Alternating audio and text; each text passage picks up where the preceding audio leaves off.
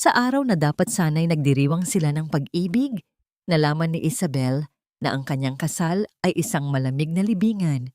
Habang nagpapakasakit siya sa kusina, ang asawa niyang si Gabriel ay walang hiyang nakikipagtalik sa kabit nitong si Carmela. Kukunin ko lang ang lupa ng matanda at itatapon ko rin siya. Ang malupit na halakhak ng lalaki, hindi siya iiyak. Wawasakin niya sila. Ngunit paano magsisimula ang ganting matuwid? Hindi ko na kailangang magpanggap pa ng matagal, Carmela. Kaunting tiis na lang. Kapag nakuha ko na ang pirma ng matandang iyon sa deed of sale, itatapon ko na rin ang asawa kong walang kwento. She is just a boring, pathetic servant in my house. Ang boses na yun ni Gabriel, ang boses na 3 taon niyang pinagkakatiwalaan at minamahal, ay tila isang matalim na balaraw na humiwa sa katahimikan ng pasilyo.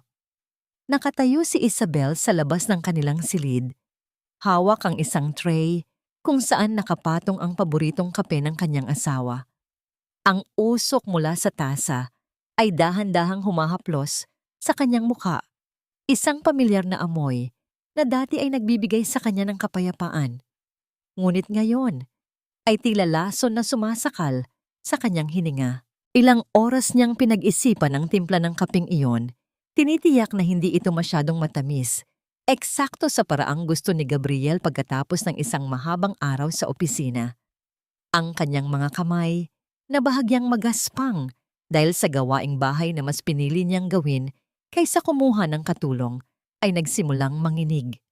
Ang mahinang pag-untog ng tasang seramika sa platito ay lumikha ng isang mabilis na ritmo. Tila sinasabayan ng mabilis at masakit na pagkabog ng kanyang puso na tila gustong kumawala sa kanyang dibdib. Isabel is too obsessed with being a good wife. Hindi niya napapansin na dahan-dahan ko nang kinukuha ang lahat sa kanya. Pagpapatuloy ni Gabriel, kasunod ang isang malupit at mapang-uyam na halakhak na nagmula sa loob ng kwarto. Maririnig din ang malanding hagik-gik ni Carmela, ang babaeng itinuring ni Isabel na matalik na kaibigan at tapat na kasosyo ng asawa sa negosyo. Bawat tunog ng kanilang katuwaan ay tila mga bubog na pilit isinisiksik sa lalamunan ni Isabel, nagdudulot ng isang uri ng hapdi na hindi kayang ilarawan ng kahit anong salita. Nanigas ang buong katawan ni Isabel. Ang kanyang mga paa ay tila nabaon sa sahig, hindi makagalaw, habang ang lamig ng gabi ay uwent-unting nanunuot sa kanyang mga kalamnan. Naalala niya ang lahat, ang mga gabi na hindi siya natutulog upang alagaan si Gabriel kapag ito ay may sakit. Ang pagsasakripisyo ng sarili niyang pangarap bilang accountant upang maging anino lamang ng tagumpay ng asawa.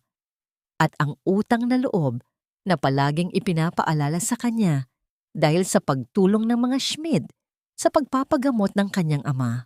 Lahat ng iyon, ang lahat ng kanyang katapatan, ay itinuring lamang na basura at sandata upang siya ay lukohin. Walang luhang pumatak mula sa kanyang mga mata, ngunit ang kanyang paningin ay ont-unting nagdilim. Ang daigdig na binuo niya ng may pag-ibig at pagsisikap ay gumuho sa isang iglap, nag-iiwan lamang ng isang malalim at madilim na hukay sa kanyang kaluluwa. Ang bawat pangako ni Gabriel, bawat halik na idinampi nito sa kanyang noo, at bawat mahal kita na binigkas nito ay tila mga multong bumabangon upang pagtawanan ang kanyang kamangmangan. Dahan-dahan, sa kabila ng panghihina ng kanyang tuhod, ay tinalikuran ni Isabel ang pintuan. Maingat ang bawat hakbang niya, iniiwasang lumikha ng kahit anong ingay sa makinis na sahig ng kanilang mansyon. Ang tray na hawak niya ay tila naging kasing bigat ng isang bundok, ngunit pinilit niyang huwag itong mabitawan. Pagdating sa kusina, ibinaba niya ang tray sa ibabaw ng lababo. Doon, sa gitna ng kadiliman at sa gitna ng mga kagamitang sumasagisag sa kanyang pagiging mabuting asawa, ay tumayo siya ng tuwid. Ang nanginginig niyang mga daliri ay dahan-dahang kumuyom hanggang sa bumaon ang kanyang mga kuko sa sariling palad. Hindi niya nararamdaman ang sakit ng katawan dahil ang masidhing puot na nagsimulang mag-alab sa kanyang puso ay mas matindi pa kaysa sa kahit anong sugat. Tumingin siya sa bintana, sa labas, kung saan ang kadiliman ay tila walang katapusan, at doon niya narinig ang sariling tinig sa loob ng kanyang isipan. Isang tinig na hindi na mahina, hindi na sunod-sunuran. Gaano pa kaya katagal ang itatagal ng mapagpanggap na katahimikang ito bago ang lahat ng kanyang sakripisyo ay maging mitya ng sarili nilang pagkagunaw? Ano ang halaga ng isang pusong tapat kung ang taong pinag-alayan nito ay matagal na palang naghukay ng iyong sariling libingan? Kailangang magsuot ng balat kayo. Iyan ang tanging katotohanang kumakapit sa isipan ni Isabel habang dahan-dahan niyang inaayos ang kanyang sarili sa harap ng salamin sa kusina. Hinaplos niya ang kanyang pisngi, pilit na ibinabalik ang kulay sa kanyang namumutlang mukha. Ang kislap ng mga mamahaling chandelier sa kabilang silid ay abot tanaw mula sa kanyang kinalalagyan. Isang marangyang pagtatanghal na tila isang malaking insulto sa unti-unting pagkamatay ng kanyang puso sa loob ng kanyang dibdib. Bumalik siya sa grand ballroom, dala ang isang tray ng mga matatamis na pagkain.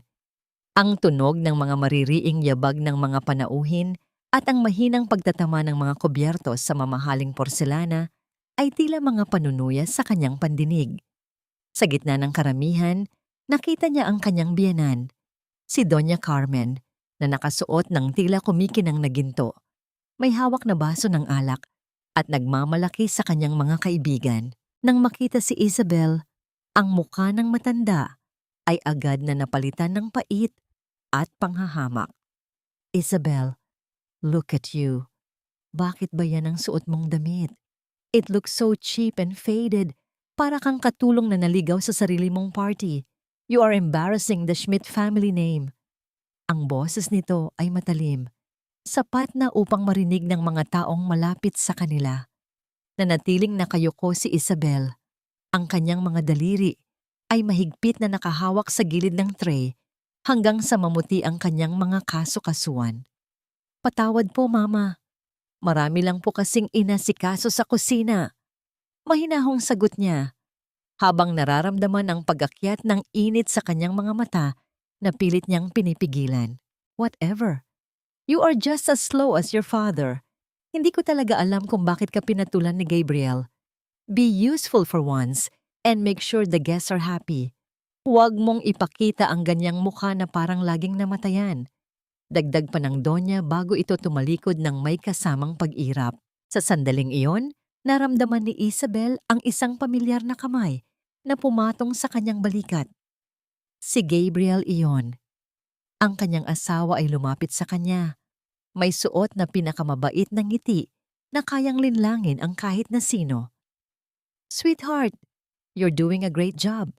Huwag mo nang pansinin si Mama. She's just stressed. Bulong nito bago idinampi ang isang halik sa pisngi ni Isabel.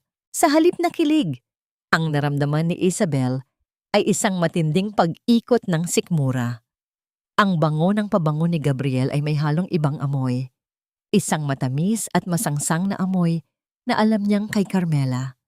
Ang bawat haplos ni Gabriel ay tila isang uod na gumagapang sa kanyang balat. I appreciate everything you do for this family, Isabel. You know that, right? Kaya nga ginagawa ko ang lahat para maging stable ang future natin. Dagdag ni Gabriel. Ang kanyang boses ay puno ng gaslighting. Pilit na ipinapamukha kay Isabel na ang lahat ng kanyang paghihirap ay para sa kanilang dalawa. Hindi na nakasagot si Isabel. Tumalikod siya at mabilis na naglakad patungo sa banyo ng mga panauhin. Nang masiguro niyang wala ng tao, agad siyang lumapit sa lababo. Binuksan niya ang gripo at hinayaang dumaloy ang malamig na tubig. Kumuha siya ng sabon at nagsimulang kuskusin ang pisngi kung saan siya hinalikan ni Gabriel. Paulit-ulit, madiin, hanggang sa mamula ang kanyang balat at makaramdam siya ng hapdi. Pilit niyang binubura ang bakas ng kataksilan na tila nanunuot na sa kanyang laman. Ang bawat kuskos ay may kasamang tahimik na panalangin na sana ay magising na siya mula sa masamang panaginip na ito. Nang tumingin siya sa salamin, Ang kanyang mga mata ay hindi nakakikitaan ng takot. May isang bagong uri ng liwanag ang nagsisimulang mabuo doon. Isang malamig na determinasyon. Naalala niya ang narinig niya sa pasilyo kanina. Hindi na siya ang dating Isabel na handing maging biktima. Paglabas niya ng banyo, nakita niya si Carmela na nagmamadaling lumabas patungo sa hardin pagkatapos makipag-usap sa isang lalaking hindi pamilyar sa kanya. Bakit tila balisa ang kabit ng kanyang asawa? Ngunit bago pa niya masundan ang tingin ng babae, nahagip ng kanyang paningin ang telepono ni Gabriel na naiwan sa ibabaw ng isang maliit na mesa malapit sa hagdan. May isang mensahe na lumitaw sa screen ng telepono, isang liwanag sa gitna ng madilim na sulok. Kahit hindi niya hawakan ang aparato, malinaw niyang nabasa ang mga salitang nakasulat doon. Everything is set, Gabriel. The fake title for Macarius Land is ready for his signature tomorrow. Once he signs, he will lose everything, and he won't even know it was you. Ang hininga ni Isabel ay tila tumigil. Ang kanyang puso ay tumibok ng napakabilis. Tila isang babala ng paparating na unos. Hindi lamang ang kanyang dangal ang nanganib, kundi pati ang tanging natitirang yaman at dangal ng kanyang ama. Sa harap ng katotohanan ito, isang tanong ang pilit na humihingi ng kasagutan sa kanyang isipan. Hanggang saan ang kayang gawin ng isang anak upang isalba ang kanyang ama mula sa kamay ng mismong lalaking pinangakuan niyang mamahalin? Hanggang sa huling hininga, ang daan patungo sa probinsya ay tila isang mahabang paglalakbay pabalik sa isang panahong mas simple kung saan ang tanging alam ni Isabel ay ang init ng pagmamahal ng kanyang ama. Ngunit sa bawat kilometrong lumilipas, ang bigat sa kanyang dibdib ay lalong tumitindi. Tila isang malaking bato na dahan-dahang dumudurog sa kanyang kakayahang huminga ng maluwag.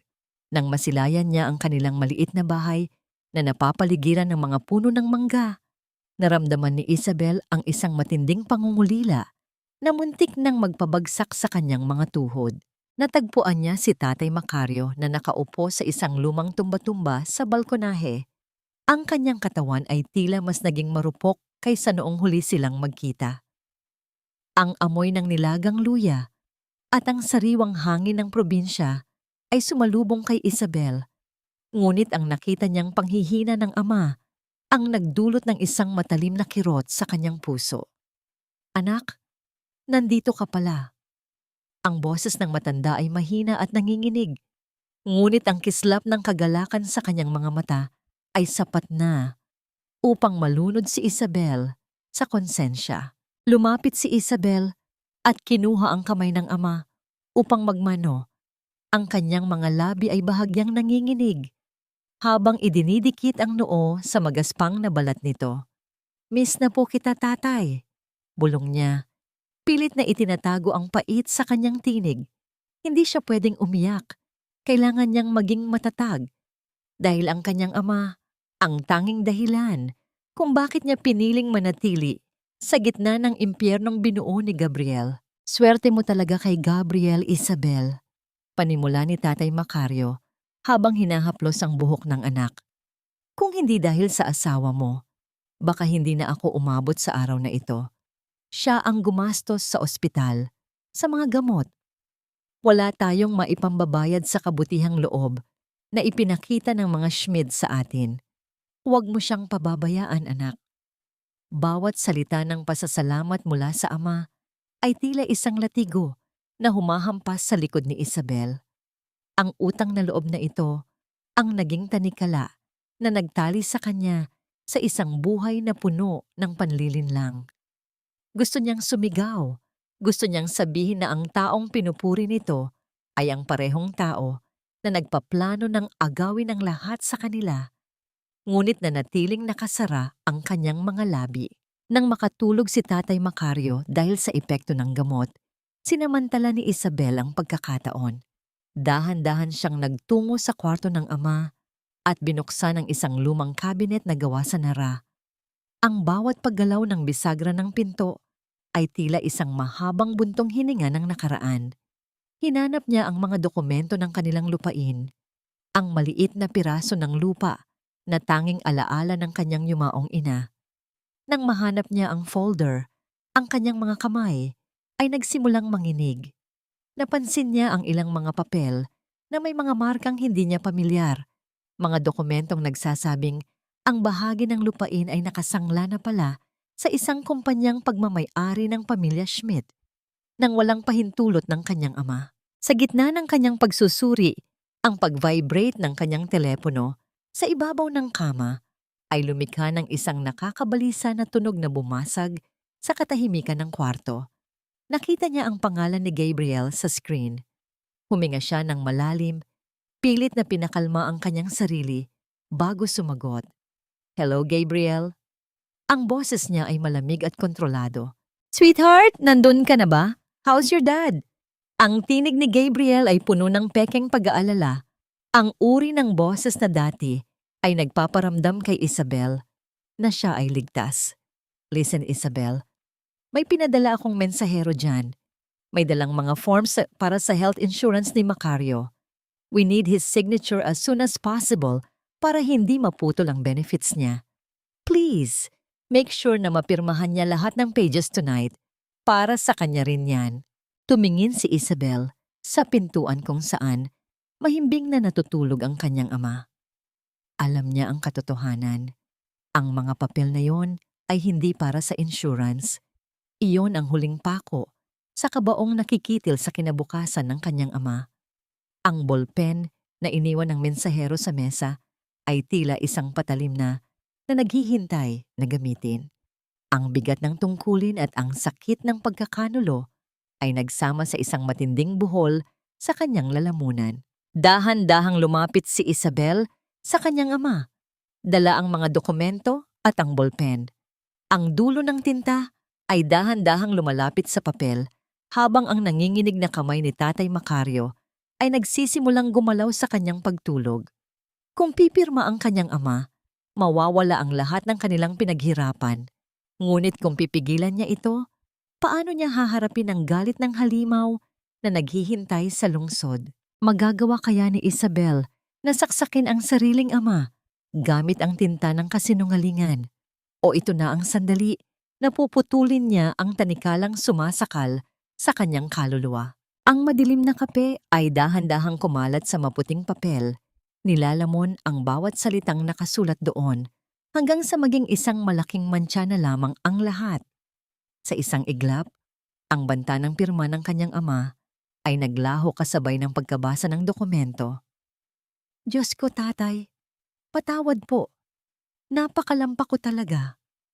Ang boses ni Isabel ay puno ng pagkataranta, ngunit sa loob ng kanyang dibdib, ang kanyang puso ay humihinga ng malalim sa unang pagkakataon. Ang mainit na likido ay dumaloy sa gilid ng mesa, tumutulo sa sahig, nang may kaayusan sa gitna ng katahimikan ng gabi, habang ang mensahero ni Gabriel ay nakatayo lamang doon. Hindi malaman ang gagawin sa nasirang papeles. Hindi nagtagal. Ang katahimikan ng bahay sa probinsya ay bumasag sa galit na boses ni Gabriel sa kabilang linya ng telepono. "Ano ba naman, Isabel? Isang simpleng bagay na lang. Hindi mo pa magawa ng maayos? You're so useless. Alam mo ba kung gaano kahalaga ang insurance na yan para sa tatay mo?" Bawat salitang binitawan ni Gabriel ay tila isang sampal na nag-iiwan ng hapdi, hindi sa kanyang pisngi, kundi sa kanyang pagkatao. Ngunit sa halip na sumagot ng may galit, hinayaan ni Isabel na manginig ang kanyang tinig habang humihingi ng tawad. "I'm so sorry, Gabriel. Hindi ko talaga sinasadya. Masyado lang akong pagod sa pag-aalaga kay tatay. Huwag ka na sanang magalit." Sa mga sandaling iyon, ang pagpapanggap ni Isabel ay naging kasing tibay ng asero. Alam niyang kailangan niyang manatiling boring at pathetic sa paningin ng kanyang asawa upang hindi ito maghinala sa apoy na unti-unti nang nagliliyab sa kanyang kaluluwa. Ang pagyuko ng kanyang ulo at ang pagtulo ng pekeng luha ay ang kanyang tanging panangga habang hinihintay ang pagkakataong makabawi. Nang sumapit ang hating gabi at ang lahat ay balot na ng katahimikan, Tumayo si Isabel mula sa kanyang higaan. Maingat siyang naglakad patungo sa sala kung saan naiwan ang laptop ni Gabriel. Ang lamig ng sahig ay nanunuot sa kanyang mga talampakan, ngunit hindi niya ito pinansin. Inilabas niya mula sa kanyang lumang bag ang isang bagay na matagal na niyang hindi nagagamit. Ang kanyang lumang antipara mula noong siya ay nag-aaral pa at nangangarap maging isang mahusay na accountant. Sa pagsusuot niya ng salamin na yon, tila bumalik ang talas ng kanyang isipan. Ang talinong itinago niya sa loob ng 3 taon upang maging isang masunuring asawa. Ang bawat pagpindot niya sa mga letra ng keyboard ay tila isang serye ng mga hakbang sa isang mapanganib na sayaw. Sa bawat folder na kanyang binubuksan, ang katotohanan ay unti-unting naglalaho ang bango at napapalitan ng masangsang na amoy ng pagkakanulo. Nakita niya ang mga lihim na transaksyon, ang mga pondong kinukuha mula sa kumpanya na nakapangalan sa kanya, at ang mga dokumentong nagpapatunay na ang mansyong ibinibigay ni Gabriel kay Carmela ay binili gamit ang perang ninakaw mula sa kinabukasan ng kanyang sariling pamilya. Isang folder ang nakakuha ng kanyang pansin, may pangalang Project I. Sa pagbukas niya nito, ang kanyang buong katawan ay tila binalot ng yelo. Hindi lamang palalupa ng kanyang ama ang gustong makuha ni Gabriel. Ang proyektong yon ay isang plano kung paano siya gagawing scapegoat sa lahat ng mga ilegal na gawain ng asawa. Ang lalaking pinangakuan niyang mamahalin ay handa siyang ipakulong upang maisalba ang sariling balat at mamuhay ng marangya kasama ang kanyang kabit. Ang nanginginig niyang kamay ay mabilis na isinaksak ang isang maliit na USB drive sa gilid ng laptop. Ang liwanag mula sa screen ay nagpapakita ng isang bar na dahan-dahang napupuno, sumasagisag sa bawat ebidensyang magpapabagsak sa imperyo ng mga Schmidt. Ngunit sa gitna ng proseso, ang isang tunog mula sa pasilyo ay nagpatigil sa pagdaloy ng dugo sa kanyang mga ugat. Ang marahang pagpihit ng doorknob at ang mabibigat na yabag sa kahoy na sahig ay papalapit sa kinaroroonan ni Isabel. Ang anino ng isang tao ay dahan-dahang humaba sa ilalim ng pintuan, habang ang bar sa screen ay nasa 90% pa lamang. Sa bawat segundo na lumilipas, ang panganib ay tila isang kamay na humahawak sa kanyang leeg. Pinipigilan siyang huminga ng maayos. Maitatago kaya ni Isabel ang kanyang muling pagkabuhay o ang gabi bang ito ang magiging huling pagkakataon niya upang makita ang liwanag ng katarungan? Sa isang mabilis na kilos, ang USB ay nawala sa kanyang kamay at ang screen ng laptop ay nagdilim, kasabay ng pagsara ng takip nito. Dinampot niya ang isang lumang damit ni Gabriel mula sa upuan, niyakap ito ng mahigpit at ipinikit ang kanyang mga mata sa sofa. Ang kanyang puso ay kumakabog ng napakabilis sa loob ng kanyang dibdib. Bawat tibok ay tila isang malakas na pagtambol sa kanyang mga tainga, ngunit ang kanyang muka ay nanatiling payapa, tila isang maamong tupa na nahihimbing. Bumukas ang pinto, pumasok si Gabriel, ang kanyang mga yapak ay mabibigat sa kahoy na sahig. "Isabel? What are you doing here?" Ang kanyang boses ay may halong inis at pagtataka. Dahan-dahang iminulat ni Isabel ang kanyang mga mata, nagkukunwaring nagising mula sa isang malalim na pagkakatulog. "Gabriel, I'm sorry. Hindi ko namalayan na nakatulog na pala ako dito. I was just looking for my old ring. Yung bigay pa sa akin ni Mama. I thought maybe I left it here somewhere." Ang kanyang tinig ay nanginginig ng may kasamang huwad na pag-aalala. Ang kanyang mga mata ay bahagyang namumugto. Isang mapanghamak na ngiti ang sumilay sa labi ni Gabriel. Tiningnan niya ang asawa mula ulo hanggang paa. Tila isang bagay na nakakaawa. "You're always so dramatic, Isabel. It's just a ring. Halika na. Bumalik ka na sa kwarto. You look pathetic sleeping here." Lumapit siya at marahas na hinawakan ang braso ni Isabel. Itinayo ito. Hindi niya napansin ang matigas na bagay sa bulsa ng asawa. Ang USB na naglalaman ng katapusan ng kanyang mundo. Sa halip, abala siya sa pag-iisip kung paano niya sasabihing I love you kay Carmela nang hindi maririnig ng asawa niyang nagpapanggap na nagmamahal sa kanya. Kinabukasan, sa ilalim ng init ng araw, nagpaalam si Isabel na mamamalengke. Ngunit sa halip na tumungo sa pamilihan, ang kanyang mga paa ay nagdala sa kanya sa isang maliit na kapehan sa isang tahimik na eskinita ng syudad. Ang amoy ng bagong timplang kape at ang mahinang bulungan ng mga tao ay nagbigay sa kanya ng isang uri ng katahimikan na matagal na niyang hindi nararanasan. Kailangan niya ng tulong, kailangan niya ng abogado.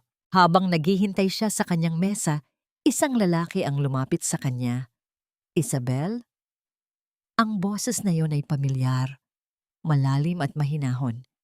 Sa pag-angat niya ng kanyang tingin, ang kanyang mga mata ay sinalubong ng isang mukhang matagal na niyang hindi nakikita, ngunit hindi kailanman nakalimutan. Si Lucas, ang dating kaklase niya sa kolehiyo na laging nasa isang sulok, tahimik na nagbabasa, ngunit laging nangunguna sa kanilang klase. Ngayon, isa na siyang iginagalang na abogado.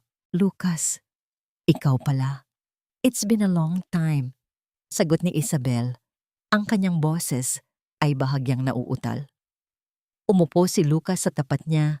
Ang kanyang mga mata ay tila nakikita ang bigat na dinadala ni Isabel sa likod ng kanyang pilit ng ngiti. I saw you from across the room. You look different, sabi niya. Ang kanyang tono ay puno ng paggalang, hindi paghuhusga. Sa loob ng ilang sandali, walang nagsalita.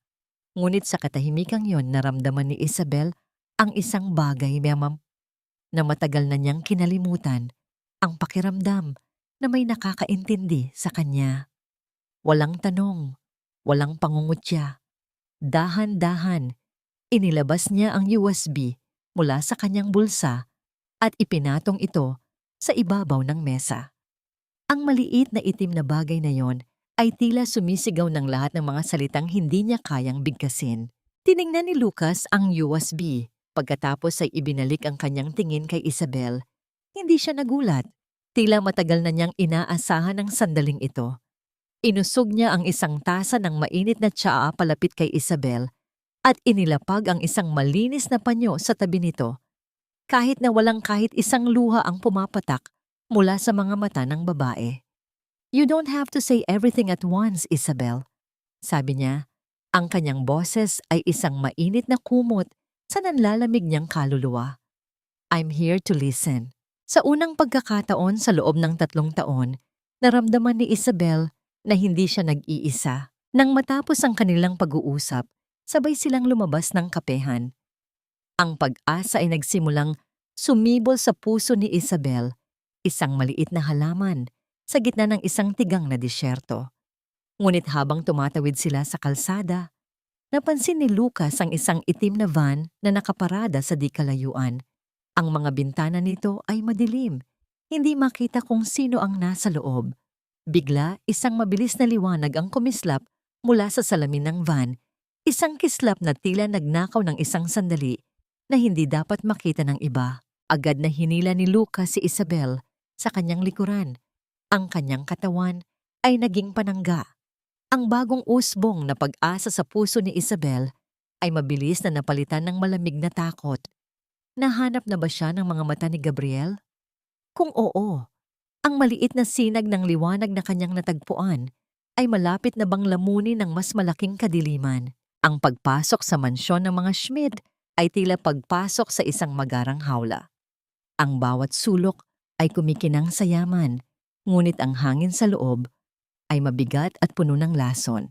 Bago pa man makarating si Isabel sa hagdanan, isang matinis na boses ang pumunit sa katahimikan. Saan ka na naman nanggaling, babae? The whole afternoon, wala ka. Naglayas ka na ba? Si Doña Carmen ay nakatayo sa tuktok ng hagdanan. Ang kanyang mga braso ay nakapamaywang at ang kanyang mga mata ay matalim na nakatitig kay Isabel. Ang mamahalin nitong bestida ay tila baluti ng isang reyna na handang magparusa sa kanyang alipin. Namalengke lang po, Mama. May mga kailangan lang bilhin para sa hapunan. Sagot ni Isabel, ang kanyang boses ay kalmado. Ngunit ang kanyang mga kamay sa loob ng kanyang bayong ay mahigpit na nakakuyom. Palengke? Buong hapon? Ang boses ng matanda ay tumaas, puno ng pang-aalipusta. Huwag mo akong gawing tanga, Isabel. You think I don't know what you're doing. Alam mo, kinupkop ka na nga namin mula sa kahirapan, binigyan ng marangyang buhay, pero ano ang isinukli mo? You are nothing but a freeloader. Wala kang kwenta. Ni hindi ka man lang magkaanak para bigyan ng tagapagmana ang pamilyang ito. Baka baog ka. Ang bawat salita ay isang dagok na tumatama sa dibdib ni Isabel. Ang sakit ay pamilyar, ngunit ngayon, hindi na ito nakakasugat.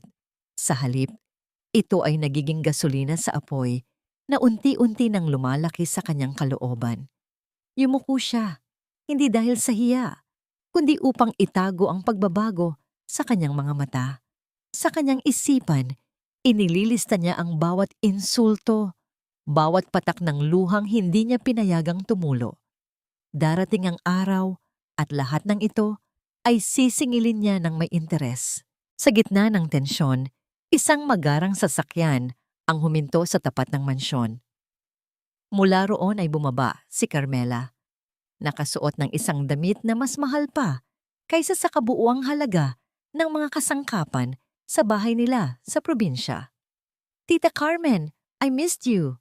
Ang masayang bati nito habang daladala ang isang kahon ng mamahaling alahas. Agad na nagbago ang anyo ng Donya, napalitan ng matamis na ngiti ang kaninang mabangis na mukha. Carmela, hiha, you're here!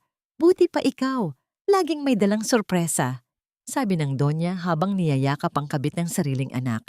Pumasok si Carmela sa sala at agad na napansin si Isabel na nakatayo sa isang sulok. Oh, Isabel, andyan ka pala, sabi nito. Ang kanyang nangiti ay tila kasing tamis ng pulot ngunit may nakatagong kamandag. Kumuha siya ng isang baso ng mamahaling alak mula sa mesa. You look tired. Here, have some wine. Ngunit sa pag-abot niya ng baso, sinadya niyang iwaglit ang kanyang kamay. Ang pulang likido ay tumapon sa kupasing damit ni Isabel. Lumilikha ng isang malaking mantsa na tila dugo. Oops! I'm so sorry, Isabel. I'm so clumsy, sabi ni Carmela. Ang kanyang mga mata ay nagniningning sa katuwaan. Linisin mo na lang yan. You're good at that, right? Baka mawalan ka pa ng silbi dito sa bahay kung hindi ka marunong maglinis. Ang mga katulong na nakasaksi sa pangyayari ay napayuko na lamang, hindi makatingin. Hindi kumibo si Isabel. Sa halip, dahan-dahan siyang yumuko at pinulot ang mga bubog ng nabasag na baso. Kumuha siya ng isang puting serbilyeta at, sa pagkamangha ng lahat, hindi ang sarili niyang damit ang pinunasan niya. Mahinahon niyang pinunasan ang dulo ng sapatos ni Carmela kung saan tumalsik ang ilang patak ng alak. Ang kanyang mga galaw ay mabagal at kontrolado. Ang kanyang mukha ay walang emosyon. Ang kilos na yon, na tila isang sukdulang pagpapakumbaba, ay nagdulot ng isang malamig na kilabot kay Carmela. Sa sandaling iyon, bumukas ang pinto at pumasok si Gabriel. Nakita niya ang eksena, ang basag na baso, ang mantsa sa damit ni Isabel, at si Carmela na tila biktima. What happened here? Tanong niya, ang kanyang boses ay matigas. Gabriel, it was an accident. Natabig ko lang yung baso. Agad na sabi ni Carmela. Ang kanyang tinig ay malambing at paawa. Hindi man lang tinapunan ng tingin ni Gabriel ang sariling asawa. Agad siyang lumapit kay Carmela at hinawakan ito sa balikat. Are you okay? Hindi ka ba nasugatan? Tumingin siya kay Isabel na may nag-aapoy na galit. Look what you did, Isabel. Bakit ka ba laging pabaya? You probably made her feel uncomfortable. You embarrassed her. Nakatayo lamang si Isabel, hindi makapaniwala sa naririnig. I want you to apologize to her. Now! Utos ni Gabriel, ang kanyang boses ay hindi tumatanggap ng pagtutol. Neil, lumuhod ka sa harap ni Carmela at humingi ka ng tawad. Ang utos na yon ay tila isang malakas na kulog na yumanig sa buong mansyon. Ang lamig ng marmol na sahig ay tila gumapang sa mga paa ni Isabel, nagyayelo sa kanyang mga ugat, habang ang mga mata ng lahat ay nakatutok sa kanya, naghihintay sa kanyang tuluyang pagbagsak. Ito na ba ang dulo ng kanyang pagtitiis o ang simula ng isang digmaang walang sino man ang handa? Ang bawat pares ng mata sa silid ay nakatuon kay Isabel, naghihintay sa kanyang pagbagsak. Ang utos ni Gabriel ay tila isang malakas na alingawngaw na nanatili sa hangin, isang hamon sa kanyang natitirang dignidad. Si Carmela ay nakatayo doon. Ang kanyang mukha ay nagpapakita ng isang pekeng pag-aalala, ngunit ang kanyang mga mata ay nagniningning sa tagumpay. Si Doña Carmen naman ay may isang mapanuyang ngiti sa kanyang mga labi. Ngumiti si Gabriel. Ang kumpiyansa sa kanyang mukha ay nagpapakita na para sa kanya, tapos na ang laban. Hawak niya sa leeg ang asawa. Dahan-dahan, sa paraang tila isang eksena sa isang mabagal na pelikula, ibinaba ni Isabel ang kanyang mga tuhod sa malamig at makintab na marmol na sahig. Ang kanyang paggalaw ay hindi nagpapakita ng pag-aatubili, isang kilos ng pagsuko na ikinasiya ng kanyang mga kaaway. Ang kanyang ulo ay nakayuko, ang kanyang mahabang buhok ay tumatakip sa kanyang mukha. Nang siya ay tuluyan ng nakaluhod, marahan niyang itinaas ang kanyang paningin. Ang kanyang mga mata, na hindi na nagpapakita ng takot o sakit, ay direktang tumama sa mga mata ni Carmela. Patawad, bulong niya. Ang kanyang boses ay mahina, ngunit malinaw. Patawad kung hindi ko na uulitin ang pagkakamaling magtiwala sa mga taong ahas. Hindi narinig ni Gabriel o ni Doña Carmen ang huling mga salita, ngunit si Carmela, na siyang pinakamalapit, ay nakita ang malamig na apoy sa mga mata ni Isabel. Isang apoy na hindi niya inaasahan, na nagdulot ng isang biglaang kilabot sa kanyang gulugod. Bago pa man siya makapagsalita, tumayo na si Isabel, tumalikod, at naglakad paakyat sa hagdanan nang walang sinasabi pang salita. Iniwan silang lahat na may pagtataka sa kanilang mga mukha. Sa loob ng kaligtasan ng kanyang silid, agad na kinuha ni Isabel ang kanyang telepono. Sa isang maliit na banyo, habang ang tubig mula sa gripo ay umaagos upang itago ang anumang tunog, idinayal niya ang numero ni Lucas. "Hello, Lucas. It's me," bulong niya. "Isabel, are you okay? Narinig ko ang panginginig sa iyong boses. What happened?" Ang tinig ni Lucas sa kabilang linya ay puno ng agarang pag-aalala. Isang init na kumontra sa lamig na nararamdaman ni Isabel sa kanyang puso. "I'm fine, but I need to get the main ledger." Lahat ng transaksyon, lahat ng ebidensya, nandoon sa safe niya sa loob ng opisina dito sa bahay. Paliwanag ni Isabel, ang kanyang boses ay mabilis at desperado. Natahimik si Lucas sa kabilang linya. "Isabel, that's too dangerous. What if he catches you?" "He won't. Maliligo siya mamaya bago kami matulog." "That's my only chance." Sabi ni Isabel, ang kanyang determinasyon ay mas matibay kaysa sa kanyang takot. Isang mahabang buntong hininga ang narinig niya mula kay Lucas, isang tunog ng pag-aalala at pag-aatubili. "Okay, but please be careful. Tawagan mo ako agad kapag nakuha mo na." And Isabel, huminto siya ng saglit. "Andito lang ako. I'm not going anywhere." Ang mga salitang yon, kahit na simple, ay tila isang angkla sa gitna ng isang nagngangalit na bagyo. Pinatay ni Isabel ang tawag, ang kanyang puso ay bahagyang gumaan. Ang init ng boses ni Lucas ay tila isang mainit na yakap na nagbibigay sa kanya ng lakas. Ipinikit niya ang kanyang mga mata at inalala ang mga salitang yon. Ginawa itong kalasag bago harapin ang panganib. Nang marinig niya ang pag-agos ng tubig mula sa banyo ni Gabriel, alam niyang oras na. Dahan-dahan niyang binuksan ang pinto ng opisina. Ang silid ay madilim. maliban sa liwanag ng buwan na tumatagos mula sa bintana. Ang kanyang mga kamay ay nanginginig habang inilalapit niya ang mga ito sa bakal na kahadayero. Itinuro sa kanya ni Gabriel ang kombinasyon noon. Sa isang sandali ng kayabangan, hindi nito inakala na ang parehong mga numerong yun ang magiging susi sa kanyang pagbagsak. 1, 2, 3, 4. Isang mahinang tunog ang nagmula sa mekanismo ng safe habang ito ay bumubukas. Ang puso ni Isabel ay halos tumalon mula sa kanyang dibdib. Sa loob, nakita niya ang isang makapal at itim na libro, ang ledger, ang banal na kasulatan ng lahat ng kasalanan ni Gabriel. Habang inaabot niya ito, isang biglaang paggalaw mula sa pintuan ng kwarto ang nagpatigil sa kanyang paghinga. Bumukas ang pinto at ang liwanag mula sa pasilyo ay bumuhos sa loob ng madilim na opisina. Inilalantad ang bukas na safe at ang gulat na mukha ni Isabel.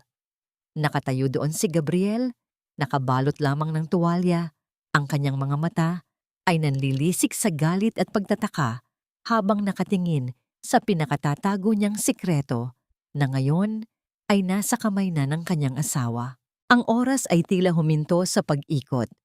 Ang tanging maririnig sa silid ay ang mabigat na paghinga ni Gabriel, isang tunog na nagbabadya ng paparating na unos. Ang mga mata ni Isabel ay nakatitig sa asawa. Ang kanyang isipan ay mabilis na naghahanap ng paraan upang makatakas sa sitwasyong ito. Ang itim na ledger ay nanatiling nasa kanyang mga kamay, tila isang mabigat na tropeyo mula sa isang digmaang hindi pa tapos. Bago pa man makasigaw si Gabriel, isang matinding emosyon ang biglang bumalot sa mukha ni Isabel. Ang kanyang mga labi ay nanginig, ang kanyang mga mata ay biglang napuno ng mga luha na dahan-dahang dumaloy sa kanyang mga pisngi. Gabriel! Ang kanyang boses ay basag, puno ng pighati. Ang singsing ko. Yung bigay ni Mama, it's not here. Ipinakita niya ang isang maliit at walang lamang kahon ng alahas. Hinahanap ko lang. Akala ko, dito mo itinago para hindi mawala. It's the only thing I have left of her. Ang pag-iyak ni Isabel ay hindi peke. Ang mga luhang yun ay para sa kanyang ina, para sa nawalang tiwala, at para sa kanyang winasak na pag-ibig. Ngunit ang dahilan sa likod ng mga ito ay isang perpektong alibi na hindi inaasahan ni Gabriel. Ang galit sa mukha ng lalaki ay dahan-dahang napalitan ng pagkalito, at pagkatapos ay nang inis. Is that what this is all about? A stupid ring. Ang boses niya ay puno ng pagkamuhi. Lumapit siya at marahas na hinablot niya ang maliit na kahon mula sa mga kamay ni Isabel. Ito ang iniiyakan mo? Inihagis niya ito sa ibabaw ng mesa na tila isang walang kwentang basura. Nang makita niya ang tuloy-tuloy na pag-agos ng luha sa mga mata ng asawa, ang galit niya ay napalitan ng isang mapagmataas na awa. Lumapit siya at niyakap ito. Isang yakap na hindi nagpapahiwatig ng pagmamahal, kundi ng pagkontrol. Tahan na. Bibilhan kita ng 10 ganyan. Kung yan ang gusto mo, just stop being so weak. You look pathetic. Bulong niya sa tainga nito. Magsasaya pa tayo sa anniversary ng kumpanya next week. I want you to look your best. Don't embarrass me. Pinakawalan niya si Isabel at tumalikod, lubos na kontento sa kanyang sarili. Sa kanyang isipan, isa na namang tagumpay di ito. Ang asawa niyang mahina ay muli na namang nasa ilalim ng kanyang mga palad. Hindi niya napansin ang malamig at matalim na tingin ni Isabel na sumusunod sa kanyang likuran habang isinasara nito ang pinto. Kinabukasan, sa isang tahimik na opisina na amoy lumang libro at kape, magkaharap na nakaupo si Isabel at Lucas. Sa ibabaw ng mesa, sa pagitan nilang dalawa, ay isang laptop kung saan nakasaksak ang USB na naglalaman ng lahat ng kasalanan ng mga Schmidt. Ang bawat file na kanilang binubuksan ay isang bagong patalim na tumatarak sa puso ni Isabel. Naroon ang mga pekeng kumpanya, ang mga pondong inilipat sa mga lihim na account, at ang mga resibo ng mga mamahaling regalo para kay Carmela. Hanggang sa binuksan nila ang huling folder, ang Project I. Hindi nagsalita si Isabel. Ang kanyang mga kamay na nakapatong sa kanyang hita ay nanlamig na parang yelo. Ang kanyang paghinga ay tila huminto sa kanyang lalamunan. Ang proyektong iyon ay isang detalyadong plano, isang kwento na binuo upang palabasin na si Isabel bilang isang accountant bago sila ikasal ang siyang utak ng lahat ng pandaraya. Ang mga dokumento ay inihanda, ang mga pekeng pirma ay naroon. Kung sakaling mabisto ang lahat, handa si Gabriel na isakripisyo ang sariling asawa, itapon ito sa kulungan upang mamuhay ng malaya at marangya kasama ang kanyang kabit. Hindi siya sumigaw, hindi siya humagulgol. Sa halip, isang nakakakilabot na katahimikan ang bumalot sa kanya. Ang huling hibla ng awa at pag-ibig na natitira sa kanyang puso para kay Gabriel ay biglang naputol at naging abo. Sa sandaling iyon, ang Gabriel na minsan niyang minahal ay tuluyan nang namatay sa kanyang alaala. Ang natira na lamang ay isang halimaw na kailangan niyang talunin. Naramdaman niya ang isang mabigat ngunit mainit na kamay sa kanyang balikat. Si Lucas, hindi ito nagsalita. Ang kanyang paghawak ay matatag at hindi gumagalaw. Isang tahimik na presensya na nagsasabing, "Hindi ka nag-iisa, nandito ako." Ang simpleng haplos na yon, na walang bahid ng kahit anong masamang hangarin, ang nagbigay kay Isabel ng lakas na muling huminga. Itinayo niya ang pader sa paligid ng kanyang puso, mas mataas at mas matibay kaysa dati. Ang sakit ay naging lakas. Ang mga luha ay naging asero. Nang gabing iyon, pag-uwi ni Isabel sa mansyon, sinalubong siya ng isang eksenang nagpatigil sa tibok ng kanyang puso. Isang mensahero ang nag-abot ng isang magarang imbitasyon kay Doña Carmen. Binuksan ito ng matanda na may malawak na ngiti. Pagkatapos, tumawag ito ng isang katulungi. "Dalhin mo ito sa probinsya bukas na bukas din." Utos ng Donya habang inaabot ang isang gintong sobre. "Make sure na matanggap yan ni Macario. Tell him it's a special invitation for our company's anniversary at siguraduhin mong dadalo siya. Sabihin mo, malaking kahihiyan sa pamilya natin kung hindi siya pupunta." Narinig ni Isabel ang bawat salita. Alam niya kung ano ang ibig sabihin nito. Hindi na sila maghihintay.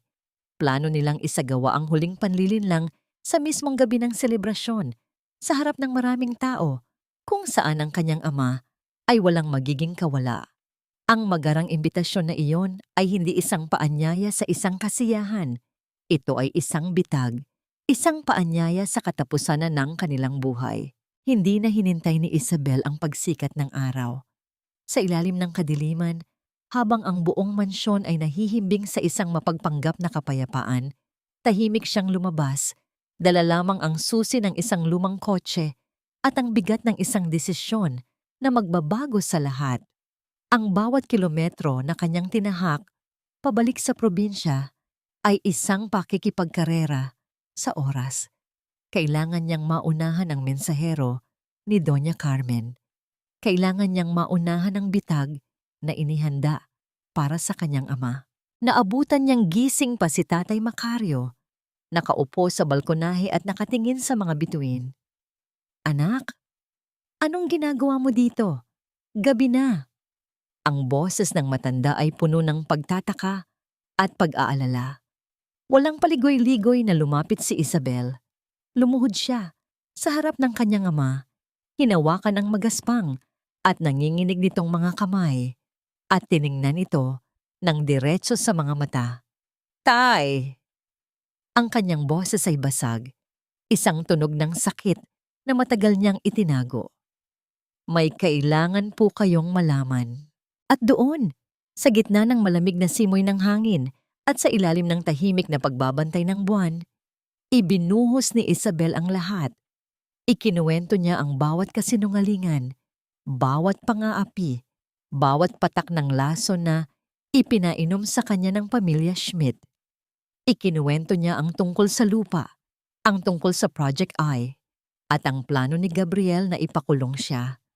Ang kanyang mga salita ay tila isang ilog na rumaragasa, walang tigil, dala ang lahat ng dumi at sakit na matagal na niyang kinimkim. Hindi nagsalita si Tatay Macario. Ang kanyang mga mata, na dati puno ng pagmamalaki para sa kanyang manugang, ay unti-unting napuno ng isang uri ng pighati na hindi kayang ilarawan. Ang kanyang mga labi ay nanginig. Dahan-dahan, isang butil ng luha ang gumulong mula sa kanyang mata, hindi para sa nawawalang lupa, kundi para sa nasirang pangarap at sinirang kaluluwa ng kanyang kaisa-isang anak. Ang prinsesa ko! Bulong ng matanda. Ang kanyang boses ay tila isang dahon na tinatangay ng hangin. Ginawa ka nilang alipin sa sarili mong tahanan. Hinawakan niya ng mahigpit ang mga kamay ni Isabel. Tumingin siya sa malayo, sa kadiliman, at nang muli siyang lumingon sa kanyang anak, ang kalungkutan sa kanyang mga mata ay napalitan ng isang matibay at nag-aalab na determinasyon. Makinig ka, Isabel, sabi niya. Ang kanyang tinig ay nanginginig, ngunit puno ng kapangyarihan. Wala tayong utang na loob sa kanila. Ang pera, kayang kitain ulit. Pero ang buhay at kaligayahan mo na ninakaw nila, iyan ay hindi nababayaran. Pinapalaya na kita sa anumang pangako. Lumaban ka, anak. Ipaglaban mo ang sarili mo. Ang mga salitang iyon, ang basbas na matagal na niyang hinihintay, ang siyang tuluyang bumasag sa pader na itinayo ni Isabel sa paligid ng kanyang puso. Sa unang pagkakataon sa loob ng 3 taon, ang mga luhang pilit niyang pinipigilan ay tuluyan ng bumuhos. Isinubsob niya ang kanyang mukha sa mga tuhod ng kanyang ama, at doon, humagulgol siya ng walang tigil. Ang kanyang mga balikat ay nanginig, at ang bawat hikbi ay tila isang pagpapalaya sa lahat ng sakit, lahat ng pagtitiis, at lahat ng pighati na kanyang tiniis ng mag-isa. Habang siya ay umiiyak, naramdaman niya ang isang pamilyar na haplos sa kanyang buhok.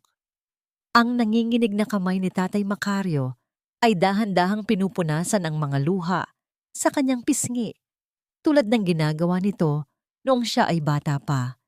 Isang tahimik na pangako na kahit anong mangyari, hindi siya kailanman mag-iisa. Ilang saglit pa, isang sasakyan ang huminto sa tapat ng kanilang bahay. Mula roon ay bumaba si Lucas. Ang kanyang muka ay seryoso, ngunit ang kanyang mga mata ay puno ng pag-aalala. May dala siyang mga dokumento. Dumating siya, hindi lamang bilang isang abogado, kundi bilang isang kaalyado na handang sumuong sa dilim kasama niya. Ngunit sa di kalayuan, sa ilalim ng isang malaking puno ng akasya, isa pang sasakyan ang nakatago sa dilim. Ang makina nito ay tahimik, ngunit ang mga mata ng mga taong nasa loob nito ay matalas na nagmamasid, naghihintay ng tamang pagkakataon. Sa mansyon, ibinaba ni Gabriel ang telepono matapos kausapin ang kanyang mga tauhan. Isang malamig na utos ang kanyang binitiwan. Isang utos na maglalagay sa buhay ni Tatay Macario sa bingit ng kamatayan. Kunin ninyo ang matanda. Dalhin ninyo siya dito sa mansyon. Kung hindi ko siya makukuha sa santong dasalan, kukunin ko siya sa santong paspasan. Gawin ninyo siyang pain. Sa ilalim ng malalim na gabi, ang tanging nagbibigay ng liwanag sa madilim na daan ay ang malamlam na sinag ng buwan. Ang puso ni Isabel ay tila isang ibong nakakulong na pilit kumakawala sa kanyang dibdib habang mabilis nilang inaalalayan si Tatay Macario pasakay sa sasakyan ni Lucas. Ang bawat segundo ay tila isang oras sa kanyang pakiramdam. Bawat mahinang kaluskos ng mga dahon sa paligid ay nagdudulot ng matinding kaba na baka sa isang iglap ay sumulpot ang mga tauhan ni Gabriel. Maingat na inilipat ni Lucas ang matanda sa upuan. Ang kanyang mga galaw ay mabilis ngunit puno ng pag-iingat. Hanggang sa marinig ang mahinang tunog ng pagsasara ng pinto ng sasakyan na tila isang hudyat ng pansamantalang kaligtasan. Nang marating ang ligtas na lugar, Isang maliit na bahay sa dulo ng isang tahimik na nayon. Doon lamang nakahinga ng malalim si Isabel. Ngunit ang kapayapaang iyon ay panandalian lamang. Pag-uwi niya sa mansyon, sinalubong siya ng nag-aapoy na galit ni Gabriel. Ang kanyang asawa ay parang isang sugatang leon na pabalik-balik sa loob ng sala. Ang kanyang mga mata ay nanlilisik habang hinihintay si Isabel. Nasaan ang tatay mo, Isabel? Pumunta ang mga tao ko doon pero wala siya. Sino ang kumuha sa kanya? Ang boses ni Gabriel ay umalingaw-ngaw sa buong bahay, puno ng pagbabanta at puot. Yumuko si Isabel, hinayaang takpan ng kanyang buhok ang kanyang mukha upang itago ang kislap ng tagumpay sa kanyang mga mata. Hindi ko po alam, Gabriel. Baka dinala siya ng mga kamag-anak namin sa kabilang bayan para magpagaling. Masyado na kasi siyang mahina. Mahinahong sagot niya, ang kanyang tinig ay nanginginig ng sapat upang magmukhang natatakot. Ang paninisi at pagmumura ni Gabriel ay tila mga hangin na dumaan lamang sa kanyang mga tainga. Dahil sa loob niya, alam niyang ligtas na ang kanyang ama. Kalaunan, sa loob ng safe house kung saan pansamantalang nananatili si Lucas at ang kanyang ama, natagpuan ni Isabel ang sarili sa ilalim ng malamlam na ilaw ng isang maliit na lampara. Ang amoy ng sariwang kape at ang katahimikan ng gabi ay tila isang gamot sa kanyang pagal na kaluluwa. Nakaupo siya sa isang lumang sofa, ang kanyang mga kamay ay nakapatong sa kanyang hita, habang pinagmamasdan ng kanyang ama na mahimbing na natutulog sa kabilang kwarto. Lumapit si Lucas at tumabi sa kanya. Hindi ito nagsalita agad. Sa halip ay hinayaan muna ang katahimikan na maging tulay sa pagitan nilang dalawa. Dahan-dahang itinaas ni Lucas ang kanyang kamay at inayos ang isang hibla ng buhok na humarang sa mukha ni Isabel. Ang kanyang mga daliri ay bahagyang dumampi sa balat ng babae. Isang haplos na kasing gaan ng hangin, ngunit kasing init ng sikat ng araw. Tinitigan niya si Isabel nang may malalim na paggalang at pagmamahal. Isang tingin na matagal nang ipinagkait ni Gabriel sa kanya. You're safe now, Isabel. Hinding-hindi ka na niya masasaktan pa. Bulong ni Lucas. Ang kanyang boses ay parang isang mainit na musika sa gitna ng malamig na gabi. Sa sandaling iyon, hindi na napigilan ni Isabel ang sarili. Isinandal niya ang kanyang ulo sa balikat ni Lucas, naramdaman ang matigas at matatag na pundasyon ng lalaking handang maging kalasag niya.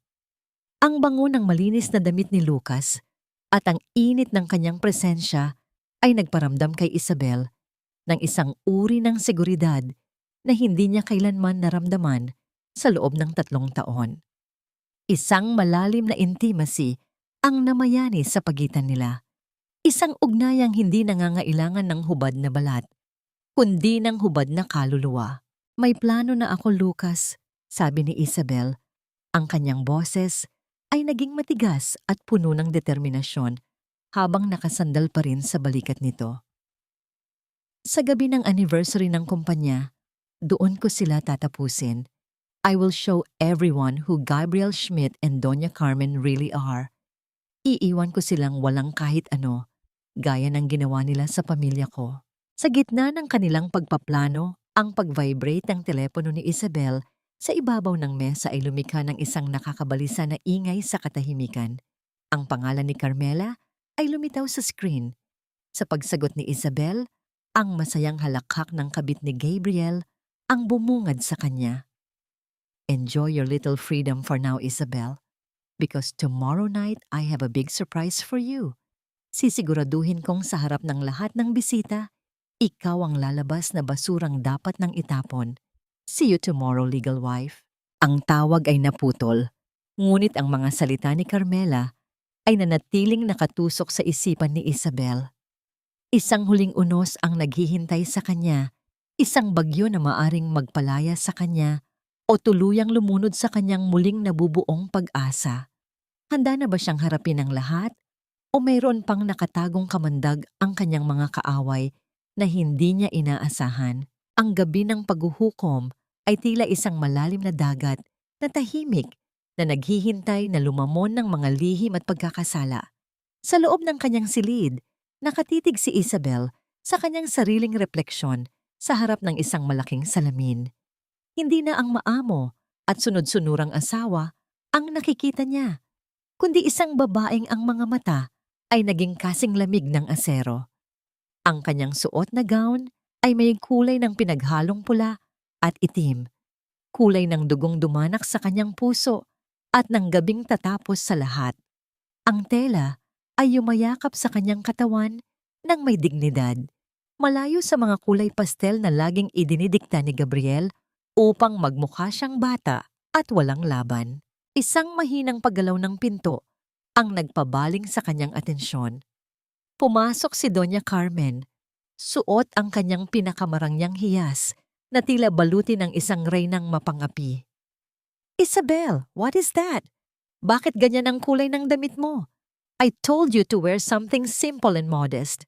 Huwag kang aagaw ng eksena kay Carmela mamaya."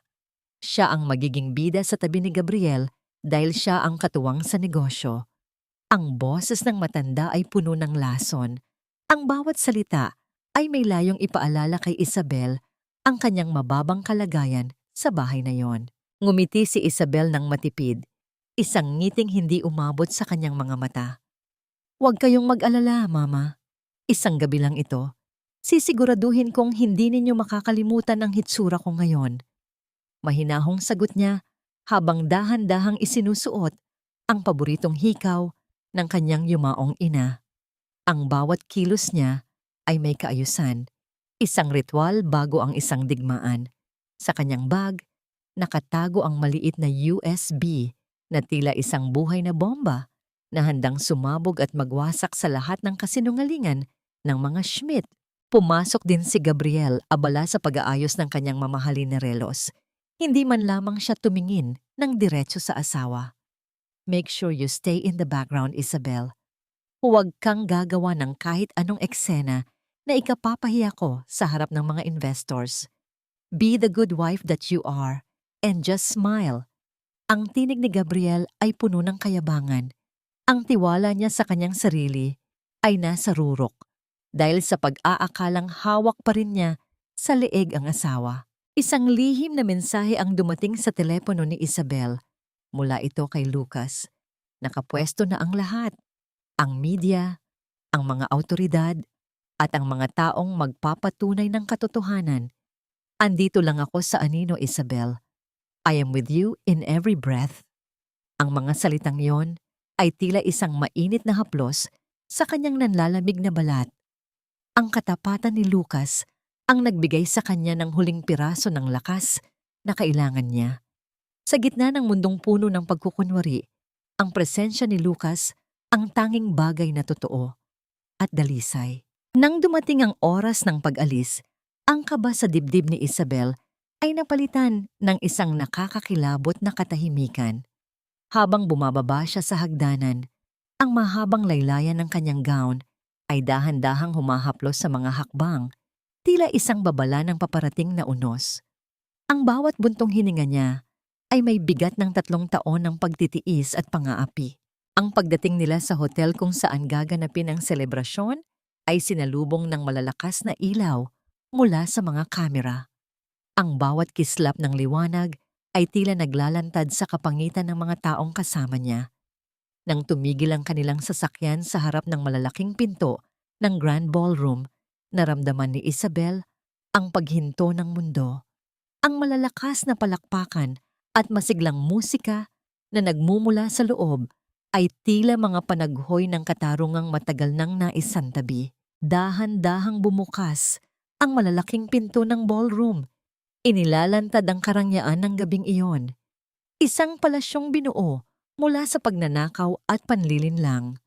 Habang papalapit siya sa gitna ng silid, isang tanong ang patuloy na umaalingaw-ngaw sa kanyang isipan, kasing talim ng isang balaraw. Handa na ba ang kanyang puso na panoorin ang pagguho ng lahat ng kanyang kinilalang buhay? O ang sipayo ng nakaraan ay sadyang mas malalim kaysa sa kanyang pagnanais na makalaya?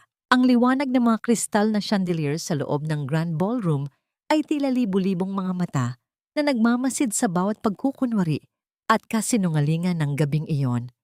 Ang bango ng mga mamahaling bulaklak at ang samyo ng mga imported na alak ay humahalo sa hangin. Ngunit para kay Isabel, ang lahat ng ito ay amoy ng nabubulok na dangal, habang ang bawat panauhin ay abala sa pakikipagpalitan ng mga matatamis na salita.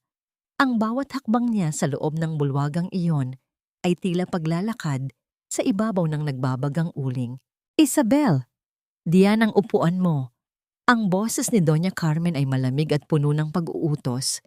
Itinuturo ang isang maliit na mesa sa pinakadulo, malapit sa pintuan ng kusina at malayo sa kintab ng entablado. Ang harapang mesa ay para sa mga investors at para kay Carmela. Kailangan niyang makita ang bawat detalye ng pirmahan dahil siya ang utak sa likod ng malaking deal na ito. Huwag kang haharang-harang. Tahimik na tumango si Isabel. Ang kanyang puso ay tila isang malamig na bato sa loob ng kanyang dibdib. Habang ang mga tao ay nagbubulungan tungkol sa kanyang kakaibang suot at sa kanyang tila na pag-iwanang posisyon, na natili siyang matuwid ang tindig. Ang bawat pangungutya ng kanyang biyenan ay hindi na nakakasugat. Sa halip, ito ay nagiging isang matibay na pader na nagpoprotekta sa kanyang tunay na nararamdaman. Hindi nagtagal, lumapit si Carmela sa kanyang mesa. Ang bawat hakbang ng babae ay puno ng kayabangan. Ang kanyang katawan ay nababalot ng isang napakagandang sutla. Ngunit ang nakakuha ng pansin ni Isabel ay ang diamanteng kwintas na suot nito, isang makinang na alahas na alam ni Isabel na binili gamit ang perang dapat ay pambayad sa mga utang ng kanyang ama. "Do you like it, Isabel? It's a gift from Gabriel." Sabi niya, "I deserve it for all the hard work I put into this company." Ang boses ni Carmela ay puno ng pangiinis, isang matamis na kamandag na layong durugin ang natitirang tiwala sa sarili ni Isabel. "Look at you, sitting here alone. It's so sad." "Really?" Parang hindi ka asawa, kundi isang ligaw na anino. Tinitigan siya ni Isabel ng diretso sa mga mata. Walang galit, walang sakit, kundi isang malamig na katahimikan na nagdulot ng isang hindi maipaliwanag na kaba kay Carmela. Sa halip na sumagot, dahan-dahang itinaas ni Isabel ang kanyang baso ng tubig. Ang kanyang mga daliri ay hindi nanginginig. Sa gitna ng ingay ng bulwagan, ang simpleng kilos na yon ay tila isang tahimik na panunumpa, isang toast para sa nalalapit na pagbagsak ng palasyong gawa sa buhangin. Sa itaas ng entablado, nagsimula ng magsalita si Gabriel. Ang kanyang boses ay umaalingaw-ngaw sa buong ballroom, puno ng pekeng kababaang loob at mapanlinlang na karisma. Ang tagumpay na ito ay hindi lamang para sa akin, kundi para sa pamilyang Schmidt na palaging nasa likod ko, sabi niya, habang ang mga investors ay nakikinig ng may paghanga. "This contract will change everything. It is the fruit of honesty and dedication." Naramdaman ni Isabel ang pag-akyat ng pait sa kanyang lalamunan. Ang bawat salita ni Gabriel ay isang malaking kasinungalingan na binuo upang pagtakpan ang lahat ng dumi sa ilalim ng kanyang mga kuko. Sa di kalayuan, nahagip ng kanyang paningin ang anino ni Lucas sa likuran ng bulwagan. Ang kanilang mga mata ay nagtagpo sa isang maikling sandali. Isang sulyap na puno ng pangako at suporta. Ang presensya ni Lucas ay tila isang mainit na sinag ng araw sa gitna ng nagyayelong gabi. Ang mga dayuhang investors ay inilabas na ang mga dokumento. Ang mga pluma ay handa na para sa isang pirma na magtatakda ng kinabukasan ng kumpanya. Ngunit bago pa man dumampi ang tinta sa papel, tumigil si Gabriel. Ang kanyang mga mata ay naglibot sa karamihan hanggang sa mahanap niya si Isabel sa madilim na sulok. "And of course, I want to call my wife on stage."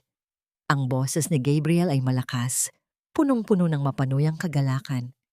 "Isabel, sweetheart, come here. I want everyone to see the woman who has been my silent supporter. Please, share a few words with our guests. Ang lahat ng ilaw ng mga spotlight ay biglang humarap sa direksyon ni Isabel.